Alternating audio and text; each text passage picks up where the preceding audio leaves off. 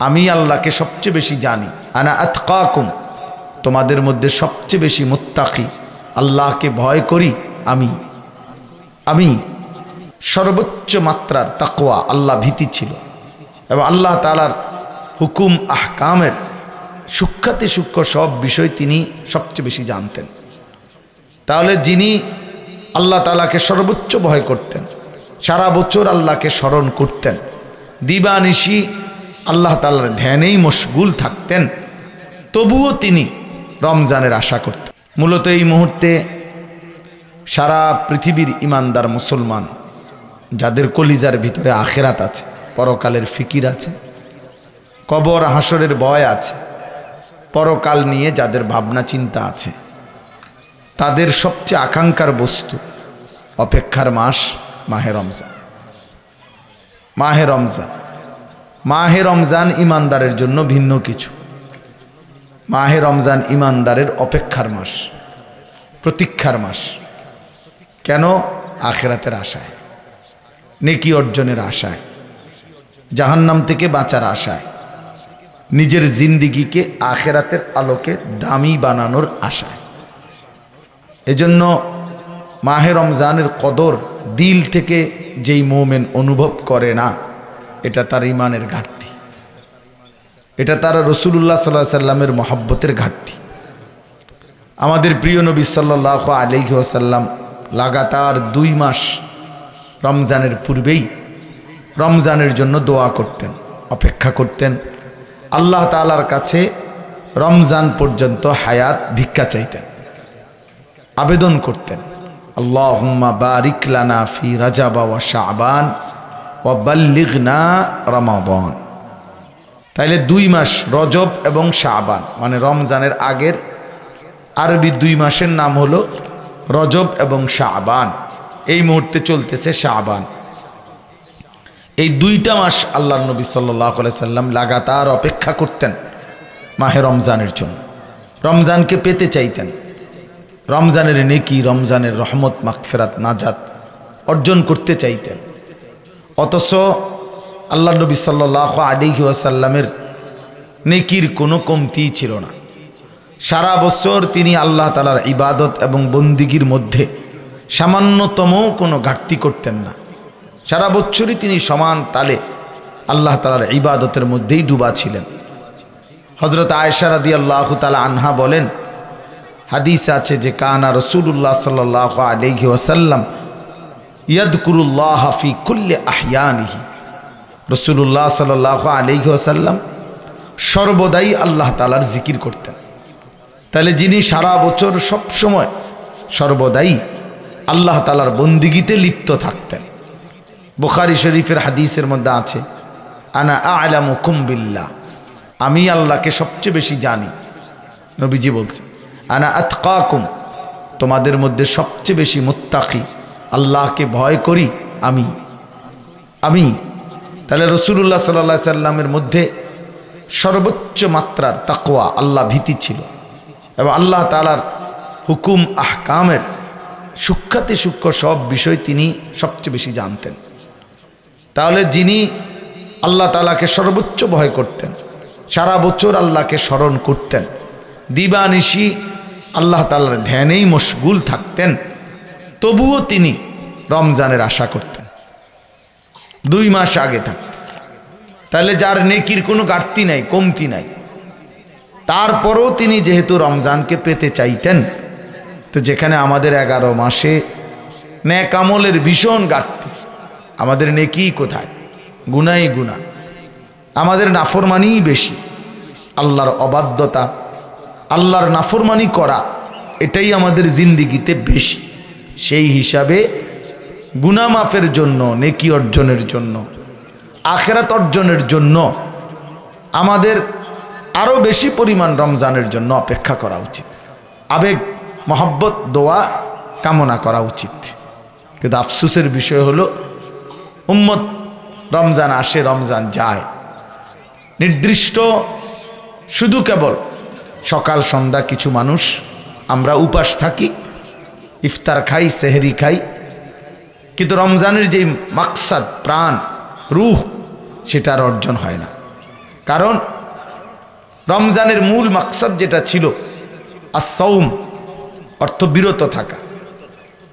সাওম শব্দের অর্থ, সিয়াম শব্দের মূল অর্থই হচ্ছে বিরত থাকা। দেখেন ওই ভাই একটানা মোবাইলের দিকে চাই আছে, এই যে ভাই, ওই যে কালো দাড়িওয়ালা ভাইয়ের দিকে দেখেন সবাই একটু, এই যে কালো টুপিওয়ালা ভাই, একটা নজর, একটা সেকেন্ড অন্য কোনো দিকে উনি তাকায় না। এই বসে থেকে ওনার নজর এটার মধ্যে ধরে রাখছে। তাই কি বুঝবে উনি ঘোড়ার ডিম? মানে এই মোবাইল যাদের হাতে থাকে তাদের জিন্দিগি এই ফালতু কাজেই যায়। এরা জীবনেও কিছু বোঝে না, এদের কোনো পরিবর্তন হয় না, এরা এমনই থাকে, এই টেনশনে থাকে সারাদিন, মোবাইলে কিছু না কিছু উড়াবে, যেটা পাক এটা একটা ফালতু জিন্দিগি, মনে রেখে, ফালতু অভ্যাস। মোবাইল হাতে ধরে রাখলে কখনোই মনোযোগ হয় না। আপনি পরে জিজ্ঞাসা করবেন যে কি বুঝছো, মোবাইলে আছে, মোবাইলে আছে। তো মোবাইলে বুঝলে কি হবে? আপনি কি বুঝছেন?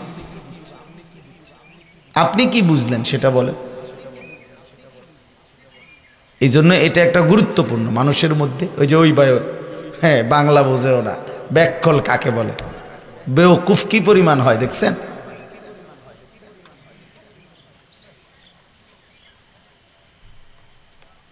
এই হালাত, মানে সামান্যতম অনুভূতি কাজ করে না। অন্যের ফিকির, অন্যরে দেখাবে, অন্যের জন্য নিবে, অন্যকে নিয়ে খুব ফিকির সবার, আমারও আপনারও। নিজের ফিকির কম, নিজের ফিকির কম। দেখবেন অনেক জনকল্যাণমূলক কাজ অনেকের দ্বারা হয়, খুব কঠিন ভারী কাজ, ঘাম বাইয়ে বাইয়ে পড়তেছে মানুষের সেবায়। জিজ্ঞাসা করবেন ফজরের নামাজ পড়ছেন কিনা? জি না। জোহরের নামাজ পড়ছেন কিনা? না, এখনো সুযোগ হয় না, মানুষ সেবা করতেছে। আসরের নামাজ পড়ছেন কিনা? না, পড়ি না, মেল মিটিং করতেছে, মিটিং শেষ হলে নামাজ হলো, দেন দরবার করতেছে, আসর গেছে, মাগরিব গেছে, মানে নিজের ফিকির টোটালি নাই। তো নিজেরে বাদ দিয়া পরের কল্যাণ, এটা কে বলছে? আল্লাহ তাআলা তো বলেন কোরআনুল কারীমের মধ্যে, সংশোধন, জাহান্নাম থেকে বাঁচা, এর প্রথম জিম্মাদারি দিছে আল্লাহ তাআলা নিজেকে। ইয়া আইয়ুহাল্লাযীনা আমানু কু আনফুসাকুম, কু আনফুসাকুম, এই যে এক নাম্বার, হে ঈমানদারগণ নিজেকে বাঁচাও জাহান্নামের আগুন থেকে। এরপরে সিরিয়াল আছে ওয়া আহলিকুম, এরপরে সিরিয়াল হলো পরিবারের সদস্যদেরকে বাঁচাও। এরপরের সিরিয়াল হলো ওয়া আনদির আশিরাতাকাল আকরাবিন, নিকটতম আত্মীয় স্বজনদেরকে ভয় দেখাও। এরপরে হলো লিতুমদিরা উম্মাল কুরা ওমান হাওলাহা, নিজ এলাকা এবং এলাকার আশপাশের জনগোষ্ঠীদেরকে আল্লাহর ভয় দেখাও। এরপরে হলো উখরিজাত লিন্নাস তা'মুরুনা বিল মা'রুফ ওয়া তানহাউনা আনিল মুনকার, গোটা বিশ্ব মানবতাকে আল্লাহর ভয় দেখাও, আল্লাহর কথা বলো। কিন্তু এক নম্বরে কু আনফুসাকুম, ইয়া আইয়ুহাল্লাযীনা আমানু আলাইকুম আনফুসাকুম, হে ঈমানদারগণ আল্লাহ তাআলা বলছে তোমরা প্রত্যেকেই নিজেকে আঁকড়িয়ে ধরো, নিজের ঈমান, নিজের আমল, নিজের আখলাক, নিজের লেনদেন, নিজের আখিরাতের ফিকির শতভাগ করো, শতভাগ। মনে রাখবেন এটা, আমি একটু শক্ত বলছি আর কি, তাৎক্ষণিক হয়তো গায়ে লাগছে আর কি যে হুজুর আমার এভাবে কইল, কিন্তু বাস্তবতা হলো ইনসাফের সাথে ভাইবা দেখেন, ভাইবা দেখেন কলিজার মধ্যে দিন আসবে কোন দিন? মোবাইলে তো আসছে, মোবাইলে তো ওয়াজ আছেই, লাখ লাখ ওয়াজ আছে মোবাইলে, কোটি কোটি ওয়াজ আছে। দিলে আসবে কোন দিন?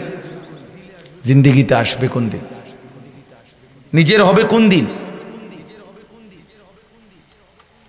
সমস্ত আম্বিয়ায়ে কেরাম আদম আলাইহিস সালাম থেকে নিয়ে আখিরি নবী পর্যন্ত প্রত্যেকেই উম্মতের জন্য ফিকির করছেন দিবানিশ, কিন্তু নিজের ব্যাপারেও আলাদাভাবে আল্লাহ তাআলার কাছে দোয়া করছেন, প্রস্তুতি নিছেন, প্রস্তুতি নিছেন। সারাদিন নবী সাল্লাল্লাহু আলাইহি ওয়াসাল্লাম মানুষকে কালেমার দাওয়াত দিতেন, রাত্রি গভীরে একাকী আল্লাহ তাআলার ইবাদত করতেন,